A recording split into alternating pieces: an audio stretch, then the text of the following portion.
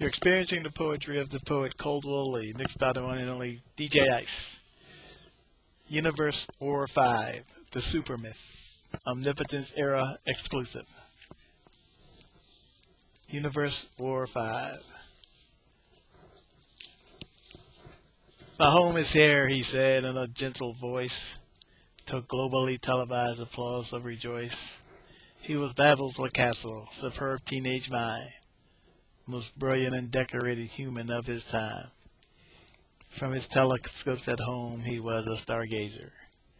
And the rocket ships he built, he was a star chaser. Oftentimes he'd leave without a trace to seek asteroids and meteorites and outer space.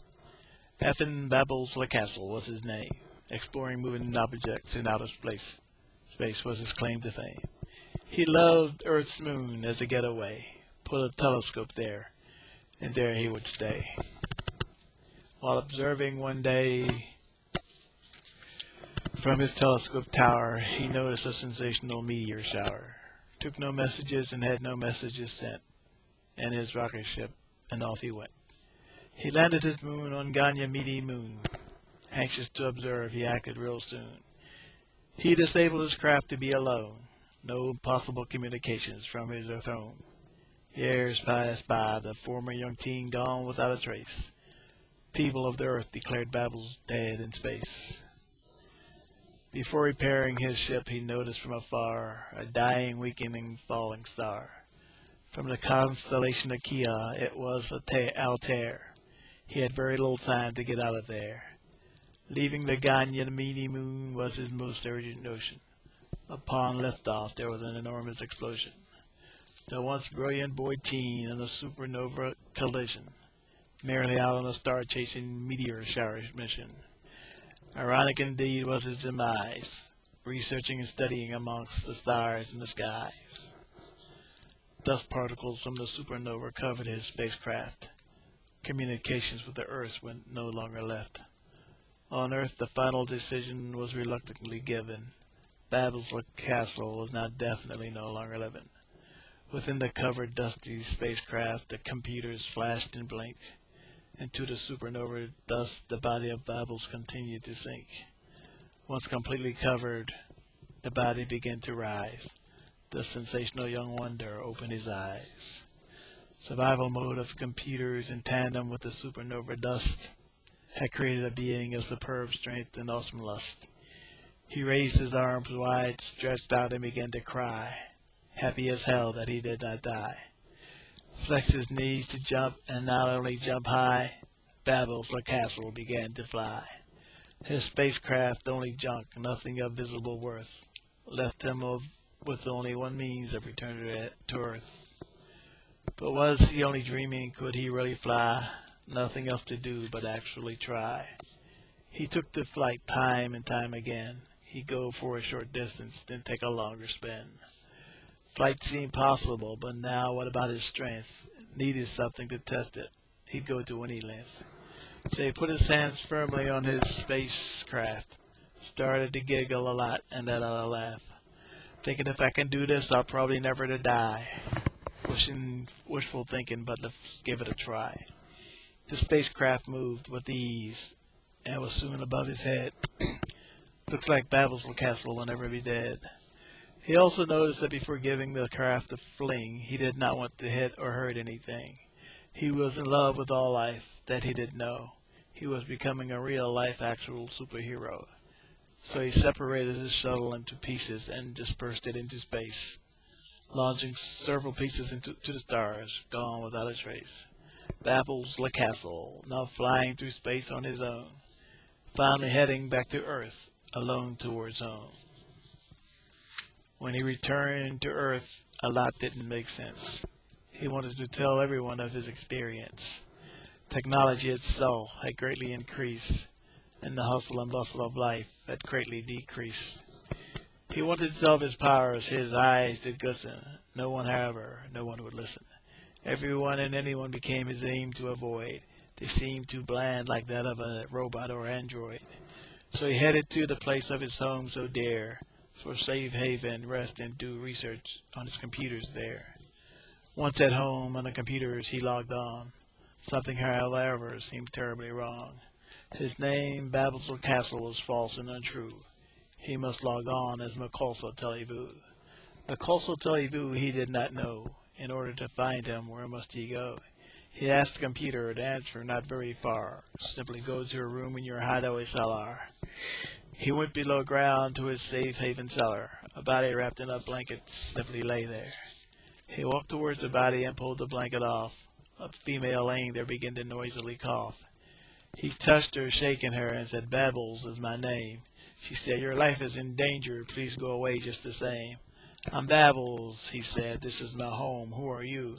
She says, "Babbles is dead, stranger. I need Makolsa Televu." "That's it," he said. "That's what my computers say. Can you please answer me in a sensible way?" She said, "You're one of them from the UFO. Please don't touch me. Please let me go." "See that," she said. "Do you hear that sound? Either way, your over-conversing has got us found.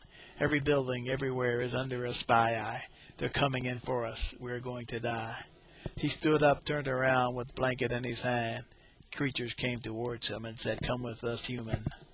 They came towards him. He said, "I don't think so." One said, "Take the female." Babel said, "Let her go." The lead creature walked towards him, put a hand on his shoulder, said, "You, my dear friend, couldn't be any bolder."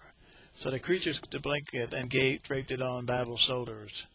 The creatures said, "You, my friend, will always look bolder." So he called to another creature and said, "Come here, attach this thing.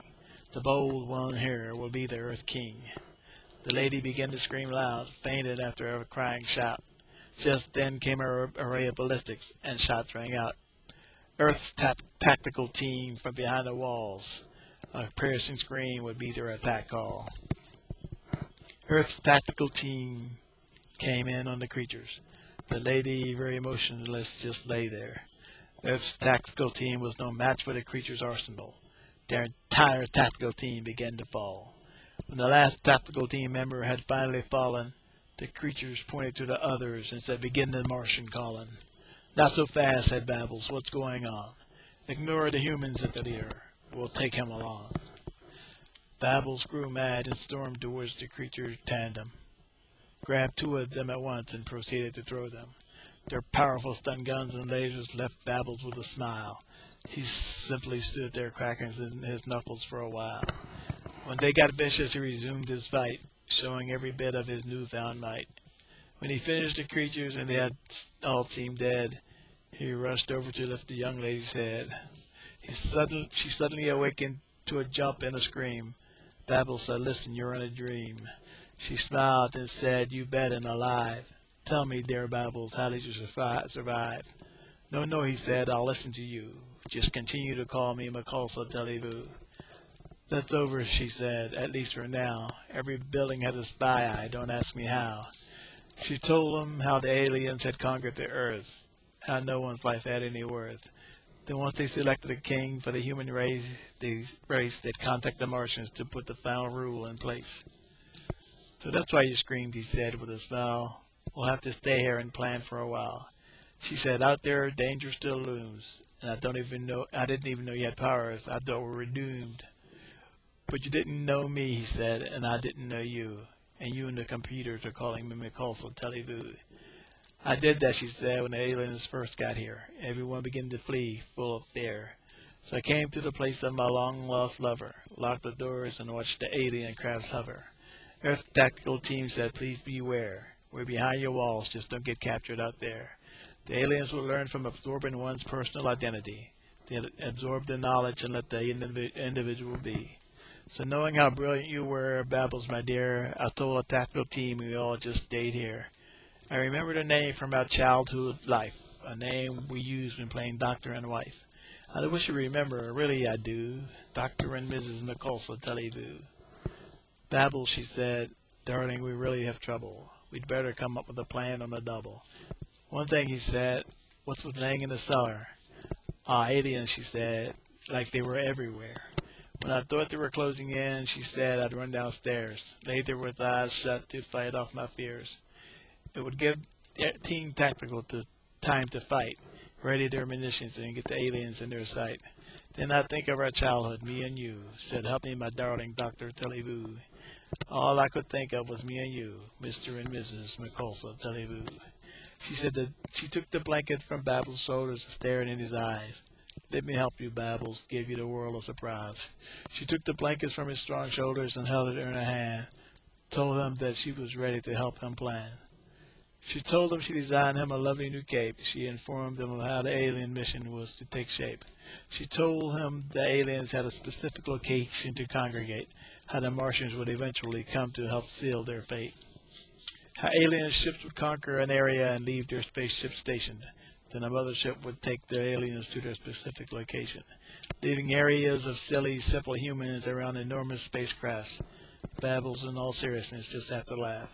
He gathered himself and began to listen again, letting all she was telling him thoroughly sink in. Then she said, Babbles, let me break off. Choked a little, then a little cough. Babbles, she said, before all this started, after you'd gone and long departed, I'd become confused and lost my way. I'd planned to marry a new boyfriend, fiancé. I see, said Babbles. How does this fit in? He was zapped by aliens. I want him normal again. I see, said Babbles. Then what from there? I don't know, she said. I'm so full of fear. They looked at each other and began to embrace. Babbles then proceeded to wipe the tears from her face. Putting her personal sides aside, they began fresh and new. Time was of the essence of what next to do. After discussion and research, their answers were more than mere illusion. They had a hard, decisive, and workable conclusion. The control of human thought was based on formation of alien ships. Destroy the formation and break the thought grip. Destroy the vessel entirely would restore human common sense, eliminate the mothership, and bring back human intelligence. He locked onto his computers and busily viewed the Earth from it, while she at the other computers created an impervious cape and outfit. Her job was to analyze the aliens from the computers without fear. Once he started his assault to get the aliens out of there, to remove the aliens from Earth once and for all, before they had a chance to make the conclusive, devastating Martian call. Babbles had to act fast, his childhood sweetheart and lover in place, and then he set off to save the entire human race. Historians tout Universe War I as no picnic. Many have proclaimed it bearable and sick. You're experiencing the poetry of the poet Caldwell Lee from the book Universe War V, The Super Myth Omnipotence Era exclusive. Catch the rest of the book at BarnesandNoble.com, BooksAMillion.com, and other fine booksellers. Thank you, the poet Caldwell Lee. Mixed by the one and only DJ.ICE.